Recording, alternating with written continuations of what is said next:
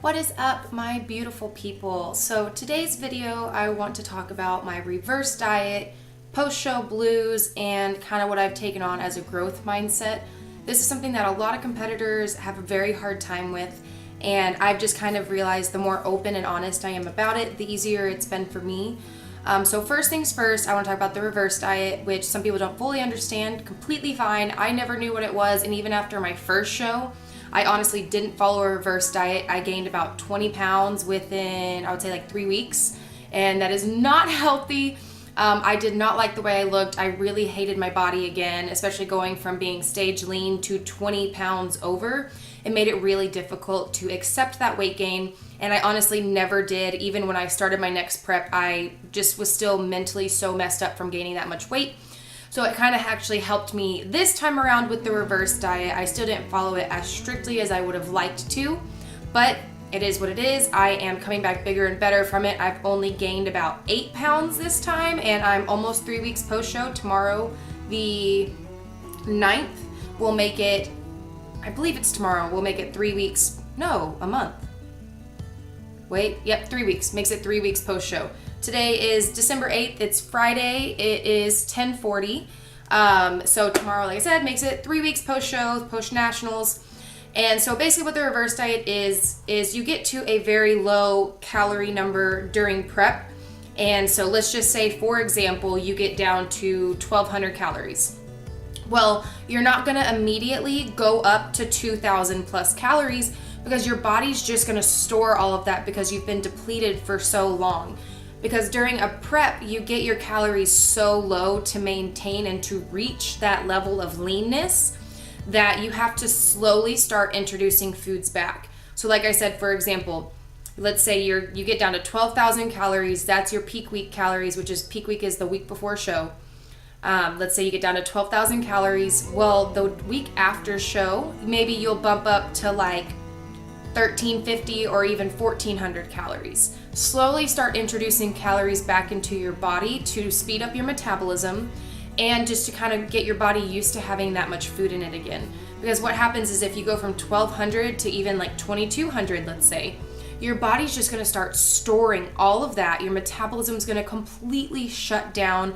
Your adrenal glands will have a hard time. Just basically everything's gonna go out of whack and you're just gonna have an insane amount of weight gain. Your hormones are gonna go nuts. And it's not like, oh, you're gonna gain 2 or 3 pounds. No, I've known competitors that have gained 40 pounds within a month because their metabolism is just shot.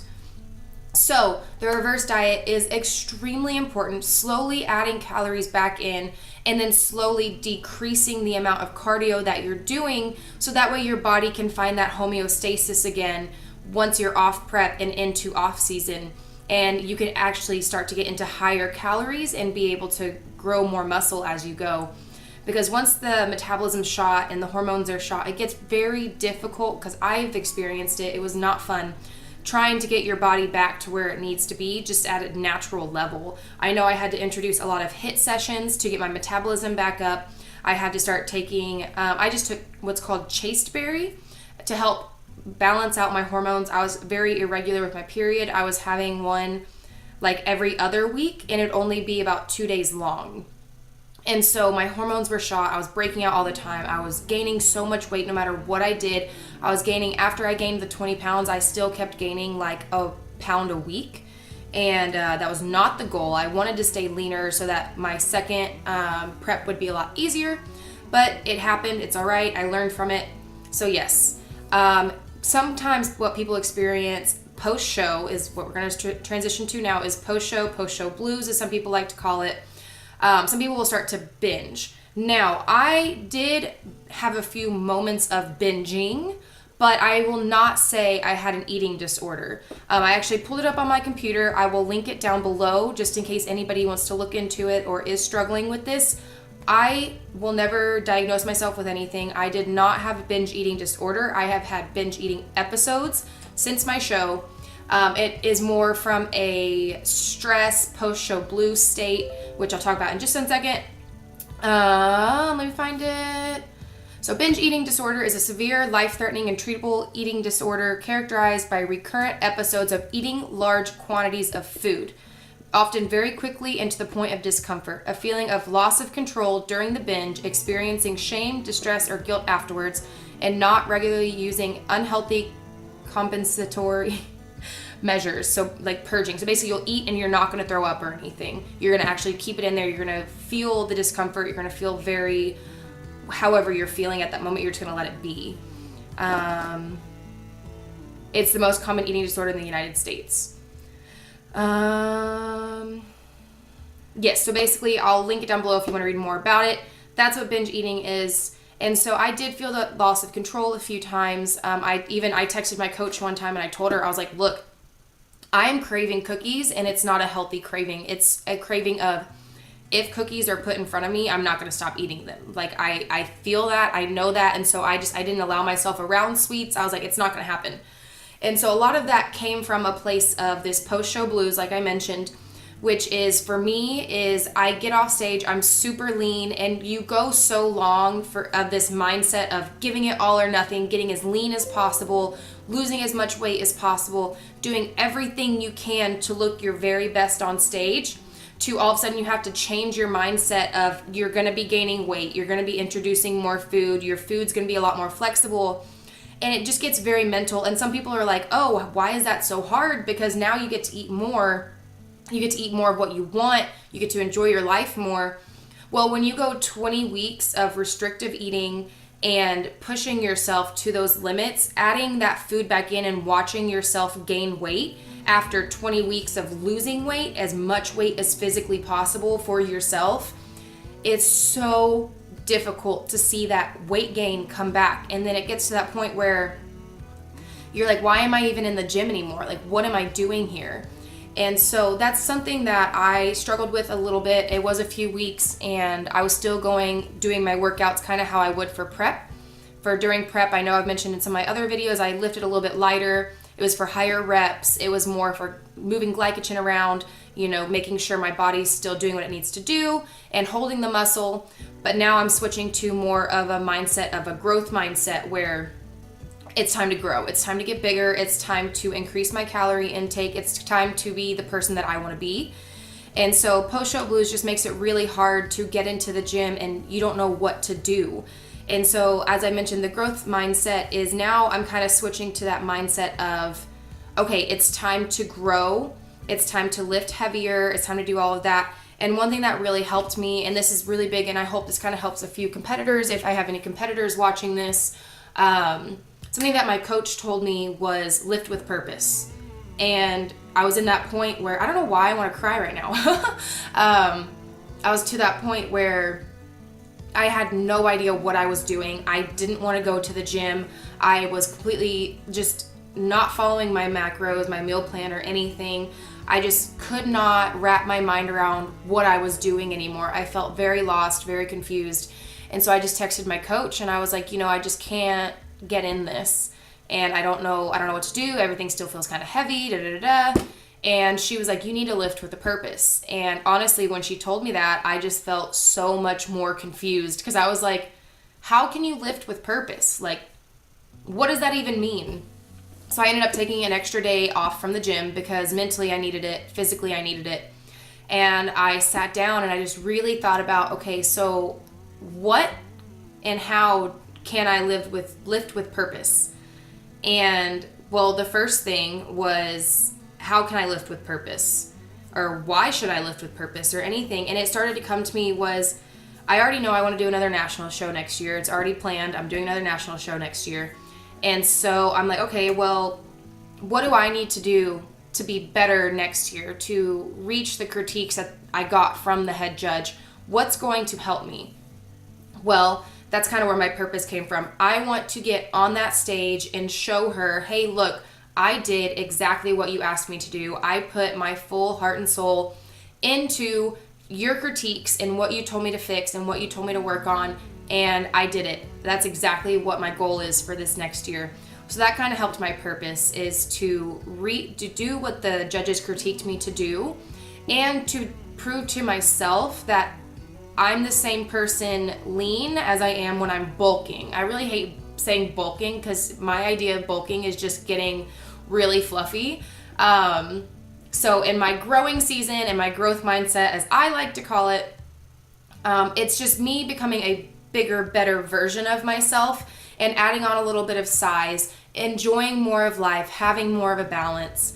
And that's where I'm kind of altering my mindset to, is growing and becoming a bigger, better version of myself. And being in this growth period in my off season, I have a lot more energy. So now I can grow the things I want to grow. So I can grow my business, I can grow my Instagram, I can grow my YouTube family, I can grow my knowledge, I can grow everything that I want to grow, not just my muscles. I have the energy to put towards so much more things. Where in prep, you have, I know people can contest to this that have met me while I'm in prep. The energy is zero. You're almost just not even functioning. And it's hard to have any emotion because just the energy to sit and to move is hard. And so now I have all this extra energy to put towards all these things that I want to improve on or grow or whatever. And so it's been very difficult at first to go from these post-show blues to the growth mindset, but it's worth it. And so if anything that I want to say to any competitor watching this was reaching out to my coach and reaching out to a friend that was also a competitor and just telling them how I felt, what was going on. And that helped me a lot, just to kind of process it, admit what was happening, and verbally get it out into the open. So that way I just wasn't internalizing it. The more that I thought about it, the more I sat on it, the worse it got. And then something else that really kind of made me feel more comfortable is I knew I wasn't by myself. I knew a lot of competitors have gone through this, do go through this, are going through this. And so that helped me a little bit too, not because I want them to, but because I know I am no different than another competitor, that someone else is struggling with the same thing as me. And in a way, it's almost comforting knowing, okay, I'm not crazy. I have not done this. I've not completely screwed myself over. I'm not the only person in the world who has made this terrible mistake. And it helps a lot to know that, and reach out to other competitors, guys. I know I've done that. I have a good friend, Sammy. I'll put her Instagram down below. She looks amazing. I love her. She's another figure girl. And her and I actually talked a little bit. We had shows. Like, I had my nationals on November 17th or 18th, and then hers was the following weekend. I don't know the exact date. And so we kind of went through that together. And then because right after my show, both of us, right after our shows, we traveled. And so we weren't able to reverse the way we wanted to. And both of us were just like, dude, what is wrong with us? So it was very comforting to have somebody else to be like, look, you know what? We got this. We can do this. We're going to push through it. And then both of us ended up reaching out to our coaches, kind of talked ourselves into it. And it really, really helped, guys. So do not in any way be afraid to reach out. And this is even for non-competitors. If you notice you're having a hard time with your relationship with food, reach out to somebody and make sure it's somebody that knows something about it. So it can be a coach, it can be somebody online, it can be, if you're a competitor, another competitor, or the coach that you've hired. Reach out to a dietitian, reach out to whoever you feel will help you the most, not just one of your close friends. And so, like I said, don't be afraid to admit it, and know you're not by yourself. You are not the only person in this world who has struggled with this. Relationships with food are very difficult, but I promise you, getting through them and talking about them and finding out why you're doing certain things will help so much. I am going to do a video on relationships with food soon.